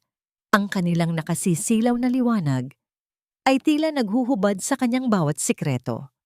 Ang bulungan ng mga panauhin ay huminto, pinalitan ng isang nakakabinging katahimikan na naghihintay sa kanyang bawat galaw. Ang paanyaya ni Gabriel ay hindi isang parangal, kundi isang huling pagtatangka. Nahiyain siya sa harap ng lahat. Asahang magmumukha siyang mangmang at walang maisasagot. Dahan-dahang tumayo si Isabel. Ang kanyang puso ay tumitibok ng may bagong ritmo, isang ritmo ng katarungang matagal ng inapi. Habang naglalakad siya patungo sa entablado, ang bawat yapak niya ay tila isang deklarasyon ng digmaan. Ano ang kayang sambitin ng isang dila na 3 taon na pilit na pinatahimik kapag ang pagkakataong sumigaw ay nasa harap na niya? Ang bawat hakbang ni Isabel, patulong sa gitna ng entablado, ay tila pagyakap sa isang bagong tadhana na siya mismo ang humulma. Ang mahabang laylayan ng kanyang pulang gown ay humahaplos sa makinis na sahig, lumilikha ng isang marahang kaluskos na tila babala ng isang darating na bagyo sa gitna ng katahimikan. Nang makarating siya sa tapat ng mikropono, ang nakasisilaw na ilaw ng spotlight ay tumama sa kanyang mukha. Inilalantad ang isang kagandahang matagal nang ikinubli ng dusa at pagtitiis. Tiningnan niya ang mga panauhin, mga taong nakatingin sa kanya nang may halong awa at pangungutya, at pagkatapos ay dahan-dahang ibinaling ang kanyang tingin kay Gabriel na nakatayo sa gilid. May suot na kampanting na ngiti na tila naniniguro ng tagumpay. "Good evening, everyone," simula ni Isabel. Ang kanyang boses ay hindi nanginginig. Ito ay malalim, buo, at puno ng isang awtoridad na hindi nila kailanman narinig mula sa kanya sa loob ng 3 taon. Tonight is about celebration. A celebration of success, of family, and most importantly, of the truth. Gusto kong pasalamatan ang asawa ko, si Gabriel Schmidt, sa lahat ng regalo na ibinigay niya sa akin mula nang kami ay ikasal. Sa bawat araw na ipinaramdam niya sa akin na wala akong halaga, at sa bawat gabi na ipinakita niya ang kanyang natatanging katapatan. Ang kampanting ngiti sa mukha ni Gabriel ay dahan-dahang naglaho, napalitan ng isang bakas ng kalituhan. "Isabel, what are you doing?" "Stick to the script," bulong nito ng may diin habang pilit na pinapanatili ang anyo sa harap ng mga kamera. Ngunit hindi siya nilingon ni Isabel. Sa halip, itinaas niya ang isang maliit na remote control na kanina pa nakatago sa kanyang palad. Sa isang marahang pagpindot, ang malaking telon sa likuran niya ay biglang nagliwanag, pinapalitan ng madilim na espasyo ng isang nakakasilaw na imahe. Ngunit hindi ang video ng kasaysayan ng kumpanya ang lumitaw. Sa halip, bumungad sa lahat ang isang malinaw na larawan ni na Gabriel at Carmela sa loob ng isang silid, isang tagpong hindi maitatangi ang kanilang lihim na ugnayan. Sinundan ito ng mga screenshot ng mga mensahe kung saan pinagtatawanan nila ang pagiging mangmang ni Isabel, at ang mga dokumento ng bangko na nagpapakita ng bawat sentimong ninakaw mula sa mga account ni Isabel upang pambili ng mga mamahaling hiyas para sa kanyang kabit. Ang mahinang bulungan sa loob ng ballroom ay biglang naging isang malakas na gulo ng mga tinig. Tila isang nagngangalit na alon na humahampas sa pader ng dangal ng pamilya Schmidt. Si Doña Carmen ay agad na tumayo. Ang kanyang mukha ay maputla pa sa kanyang mga suot na perlas. Ang kanyang mga kamay ay nanginginig sa tindi ng kahihiyan. "Patayin niyo yan! Stop this nonsense! Guards, escort this woman out!" Sigaw ng matanda. Ngunit ang mga operator ng ilaw at tunog na lihim ng inayos ni Lucas ay nanatiling hindi gumagalaw. Hinahayaang mabulgar ang bawat dumi ng kanilang pamilya. And lastly, patuloy ni Isabel, ang kanyang tinig ay lalong naging malamig habang lumilitaw sa screen ang dokumento ng lupain ni Tatay Macario. A celebration of how a husband can plan to steal the only remaining dignity of a sick old man just to fund the lifestyle of his mistress. Dahan-dahang hinubad ni Isabel ang kanyang wedding ring. Ang gintong singsing ay kuminang sa ilalim ng spotlight bago niya ito dahan-dahang inilapag sa ibabaw ng kontratang pipirmahan sana ni Gabriel sa harap ng mga investors. Here is your ring, Gabriel. Just like our marriage, it is hollow, dirty, and fake. Ang mukha ni Gabriel ay naging kulay ube sa tindi ng galit at pagkagulantang. Nawala ang lahat ng kanyang pagiging ginoo at kontrol sa sarili. Sa harap ng media, ng mga kasosyo sa negosyo at ng buong mataas na lipunan, sumabog ang kanyang tunay na pagkatao na matagal niyang ikinubli. Lumapit siya kay Isabel nang may nanlilisik na mga mata. Ang kanyang mga kamao ay nakakuyom hanggang sa mamuti ang kanyang mga kasukasuan. At sa isang iglap ng desperasyon, umamba siyang sasaktan ng asawa sa harap ng lahat upang patahimikin ito. Maitutuloy ba ni Gabriel ang kanyang pagkapit sa huling hibla ng kanyang kapangyarihan? O ito na ang sandali na ang lahat ng kanyang kasamaan ay tuluyan nang lalamunin ng katarungang matagal na niyang minaliit? Ang kamay ni Gabriel ay mabilis na lumipad sa hangin, isang kilos ng desperasyon at galit na layong patahimikin ang katotohanan. Ngunit bago pa man dumapo ang kanyang palad sa mukha ni Isabel, isang mas mabilis at mas matatag na braso ang humarang sa kanya. Ang mga daliri ni Lucas ay bumalot sa pulso ni Gabriel nang may sapat na lakas upang mapatigil ito. Ang kanyang katawan ay naging isang matibay na pader sa pagitan ng biktima at ng salarin. Ang tensyon sa pagitan ng dalawang lalaki ay tila isang kuryenteng dumaloy sa buong entablado, habang ang mga mata ni Lucas ay nagbababala ng isang katarungang hindi na mapipigilan. Huwag mong ituloy ang balak mong saktan siya, Gabriel. Tapos na ang oras mo. Ang boses ni Lucas ay mahinahon, ngunit may talim ng asero na nagpatahimik sa buong bulwagan. Marahan niyang itinulak palayo ang braso ni Gabriel, sapat na upang mawalan ito ng balanse at mapaurong sa harap ng mga investors na ngayon ay nakatingin ng may matinding pandidiri. Sa kabila ng kaguluhan, nanatiling tuwid ang tindig ni Isabel. Ang kanyang puso, na dati ay madaling masaktan, ay tila naging isang muog na hindi na kayang tibagin. Muli niyang itinaas ang kanyang paningin sa malaking screen sa likuran. Ang huling pako sa kabaong ng mga Schmidt ay lumitaw, ang detalyadong plano ng Project I. Ang bawat slide ay nagpapakita ng mga dokumentong may pekeng pirma ni Isabel, ang mga ilegal na offshore accounts na pilit na ipinapangalan sa kanya, at ang malawakang pandaraya sa buwis na binuo ni Gabriel upang gawing panakip-butas ang sariling asawa.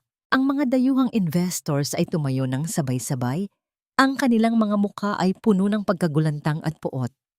Ang kontratang dapat sanang magiging simula ng rurok ng tagumpay ni Gabriel ay nanatiling tuyo sa ibabaw ng mesa, isang pirasong papel na wala ng saysay. Sa gitna ng katahimikan ng bulwagan, ang dahan-dahang pagpasok ng mga unipormadong pulis ay nagbigay ng isang uri ng lamig na nanuot sa buto ni Gabriel. Ang bawat hakbang ng kanilang mga sapatos sa makintab na sahig ay tila isang martsa ng hatol. Gabriel Schmidt, you are under arrest for corporate fraud, tax evasion, and falsification of public documents. Ang tinig ng opisyal ay malakas na umalingaw-ngaw. Binubura ang huling hibla ng kayabangan sa mukha ni Gabriel. Sa gitna ng kaguluhan, si Carmela ay nagsimulang humagulgol at sumigaw, ngunit hindi para kay Gabriel. Wala akong kinalaman dito. Pinilit niya lang ako. Biktima rin ako. Ang kanyang mga salita ay tila mga matatalim na kutsilyong isinasaksak sa likod ng kanyang kasabwat. Ang pagtataksil ng kabit ay ang pinakahuling sampal sa nawasak na ego ni Gabriel. Habang kinakaladkad si Carmela palabas ng mga bouncers, ang kanyang mamahaling diamante ay kuminang sa huling pagkakataon bago ito tuluyang lumabas sa liwanag ng spotlight. Si Doña Carmen naman ay napahawak sa kanyang dibdib. Ang kanyang mukha ay naging kulay abo habang pinagmamasdan ang kanyang mga elitistang kaibigan na isa-isang tumatalikod at mabilis na lumalabas ng ballroom upang hindi madamay sa iskandalo. Ang matandang reyna ng mga Schmidt na dati ay kayang magpaluhod ng kahit sino sa isang tingin lamang ay dahan-dahang nalugmok sa kanyang upuan. Ang kanyang kahihiyan ay naging isang madilim na aninong lumalamon sa kanyang buong pagkatao. Inabandonan ng mundong akala niya ay kailanman ay hindi siya bibitawan. Dahan-dahang lumapit ang mga pulis kay Gabriel. Ang marahang paglapat ng malamig na bakal sa kanyang mga pulso ay nagdulot ng isang matinding panginginig sa kanyang buong katawan. Habang hinihila siya palabas, ang kanyang mga mata ay nanatiling nakatitig kay Isabel, puno ng matinding pagsisisi, takot, at isang huling pagmamakaawa. Isabel, patawarin mo ako. Gagawin ko ang lahat, please. Isabel. Ang kanyang pagsigaw ay umalingaw-ngaw sa tahimik na ballroom, ngunit ang pintuan ay tuluyan ng sumara. Iniiwan ang kanyang mga panaghoy sa dilim ng gabi. Nang mawala na ang lahat ng ingay, naiwan si Isabel sa gitna ng entablado, katabi si Lucas. Ang kanyang mga balikat ay dahan-dahang bumaba. Tila isang malaking pasanin ang sa wakas ay naialis.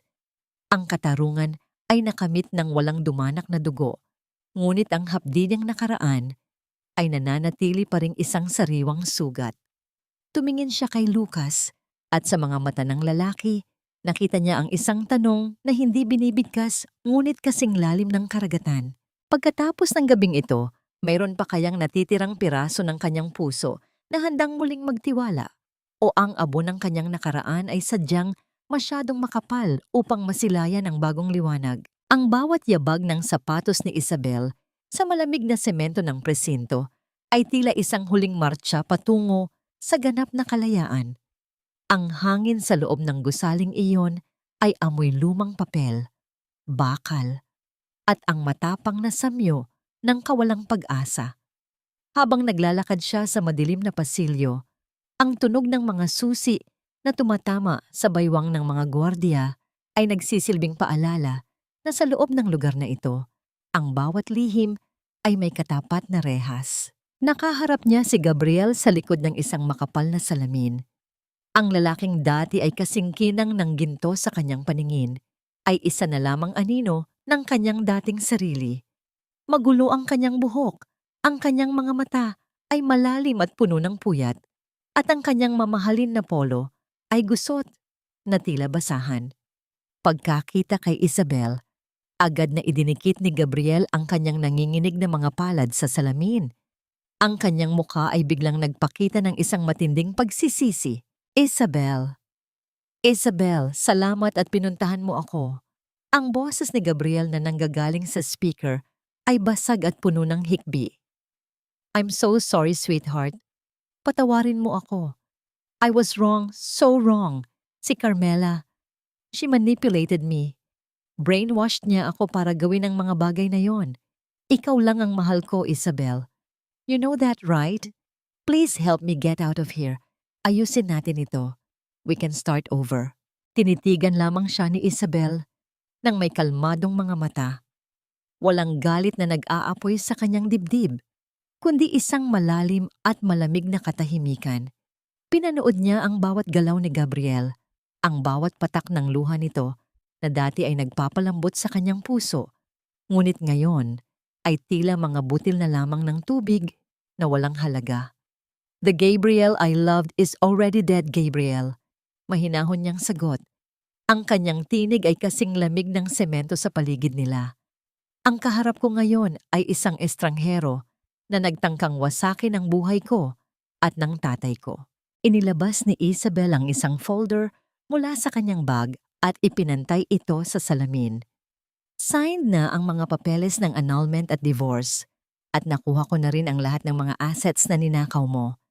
Nabawi ko na ang titulo ng lupa ni Tatay Macario. Everything you built from lies is gone. Ang pag-asa sa mukha ni Gabriel ay biglang napalitan ng isang malalim na kawalan. Ang kanyang mga kamay ay dahan-dahang nalaglag mula sa salamin. Ang katotohanan na wala na siyang kapangyarihan sa asawa ay tila isang pader na bumagsak sa kanyang harapan. Tumalikod si Isabel. Hindi na hinintay ang anumang sagot. Ang huling narinig niya ay ang pagsigaw ni Gabriel ng kanyang pangalan. Isang desperadong panaghoy na unti-unting nilamon ng katahimikan ng pasilyo habang dahan-dahang nagsasara ang mabigat na pintong bakal. Paglabas ni Isabel sa presinto, ang sariwang hangin ng gabi ay sumalubong sa kanya, tila humahaplos sa kanyang mukha upang alisin ang natitirang bigat ng 3 taon. Kinuha niya mula sa kanyang bulsa ang isang lumang panyo. Ang panyong ginamit niya noong gabing unang mawasak ang kanyang mundo sa pasilyo ng kanilang mansyon. Sa isang maingat, ngunit determinadong kilos, binitiwan niya ito sa loob ng isang basurahan sa tabi ng kalsada. Kasabay ng pagbitiw niya sa telang iyon ay ang pagbitiw niya sa lahat ng puot at dusa ng kanyang nakaraan. Sa di kalayuan, sa ilalim ng isang poste ng ilaw, naghihintay ang isang pamilyar na anino. Nakatayo doon si Lucas. Ang kanyang mga kamay ay nasa bulsa ng kanyang suot na Amerikana. Nang makita si Isabel, isang maliit at tapat na ngiti ang sumilay sa kanyang mga labi. Lumapit siya at iniabot kay Isabel ang isang maliit na kumpol ng mga bulaklak. Hindi mamahaling rosas, kundi ang maputi at mabangong sampagita na nakatali sa isang simpleng pisi. Ang samyo ng sampagwita ay humalo sa hangin, isang amoy na sumasagisag sa kalinisan at sa isang pangakong hindi mapapako. "Handa ka na bang umuwi, Isabel?" tanong ni Lucas. Ang kanyang boses ay tila isang mainit na yakap sa gitna ng malamig na gabi. Dahan-dahang kinuha ni Isabel ang mga bulaklak. Ang kanyang mga daliri ay bahagyang dumampi sa kamay ni Lucas.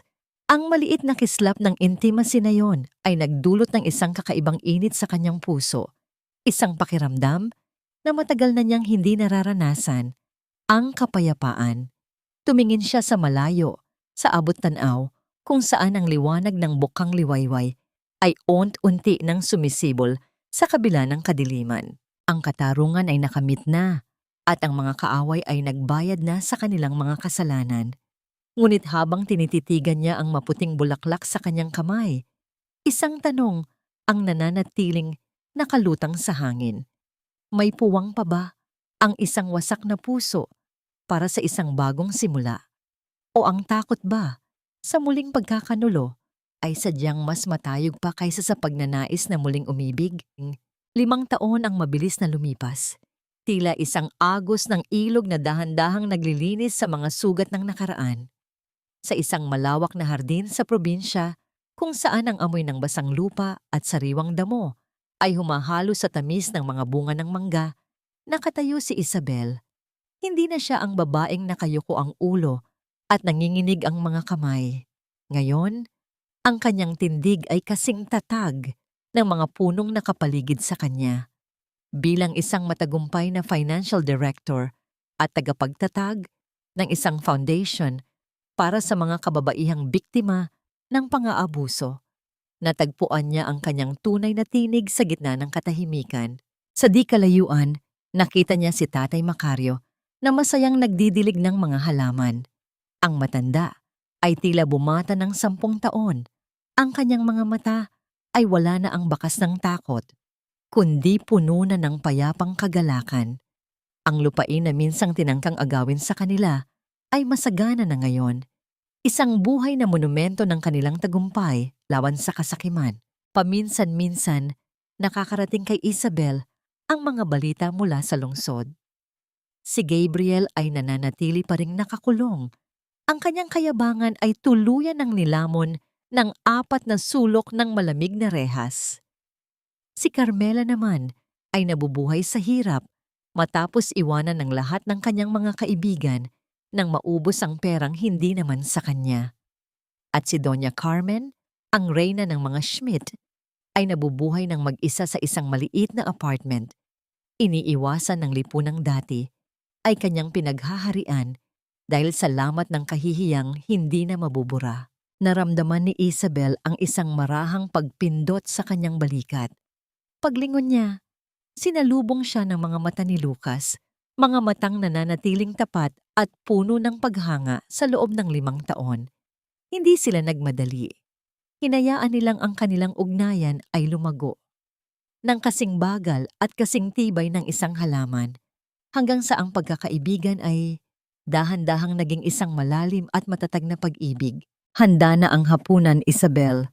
Bulong ni Lucas. Ang kanyang boses ay may dalang init na palaging nagpaparamdam kay Isabel na siya ay ligtas. Kinuha ni Lucas ang kamay ni Isabel at marahan itong pinisil. Isang simpleng kilos, ngunit sapat na upang maramdaman ni Isabel ang isang uri ng kilig na hindi nakabatay sa mabulaklak na salita, kundi sa tunay na pamamarati. Wait lang, I'll just finish this. Maugong na sagot ni Isabel habang nakangiti. Ang kanyang tinig ay may halong kagalakan. Sumandal siya ng bahagya sa balikat ni Lucas. Pinagmamasdan ang paglubog ng araw na nagbibigay ng kulay ginto sa buong paligid. Napatawad na ba niya ang mga nagkasala? Sa kanyang puso, ang puot ay matagal nang naglaho. Hindi dahil karapat-dapat sila sa kapatawaran, kundi dahil karapat-dapat si Isabel sa kapayapaan. Pinatawad niya ang kanyang sarili sa pagiging mahina noon at sa pagtanggap ng mas mababa kaysa sa kanyang tunay na halaga. Ang katahimikang tinatamasan niya ngayon ang kanyang naging pinakamataas na uri ng paniningil. Natagpuan na ba niya ang tunay na binyen? Oo, ang kapayapaan para sa kanya ay hindi ang kawalan ng bagyo, kundi ang kaalaman na kaya niyang manindigan at bumangon kahit gaano pa kalakas ang unos. Ang aral na nais niyang iwan sa mundo ay simple ngunit malalim. Ang halaga ng isang babae ay hindi nasusukat sa lalaking nasa tabi niya o sa kakayahan niyang magtiis ng dusa para sa pamilya. Ang tunay na lakas ay nasa pagkilala sa sariling dangal, sa pagtayo para sa katarungan, at sa pag-unawa na ang pag-ibig ay dapat nagpapalaya, hindi nanggagapos. Habang naglalakad sila ni Lucas pabalik sa bahay, magkahawak kamay sa ilalim ng unang bituin ng gabi, alam ni Isabel na ang kanyang kwento ay hindi nagtatapos sa isang paghihiganti. Ito ay nagsisimula pa lamang sa isang tunay at malayang pagsibol.